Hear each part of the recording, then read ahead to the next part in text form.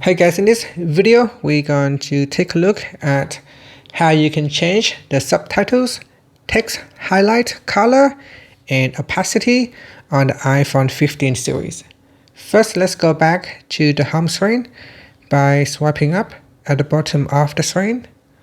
From the home screen, tap on settings. Now in the settings page, we scroll down, then tap on accessibility. Next, scroll down and then tap on subtitles and captioning.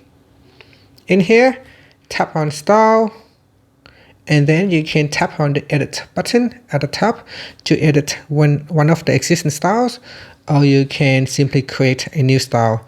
So I'm going to edit one of the existing style. So tap on edit at the top corner, then tap on the information button right next to your style. I'm going to edit style number 4.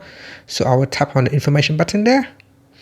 Next, we scroll down to the advanced section and then tap on text highlight. In here, select a color highlight that you would like to use. So we got blue, red, white, black, green, cyan, yellow, and magenta.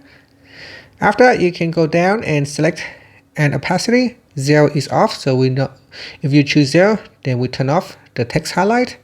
You can choose 25% text highlight, 50%, 75%, or 100%.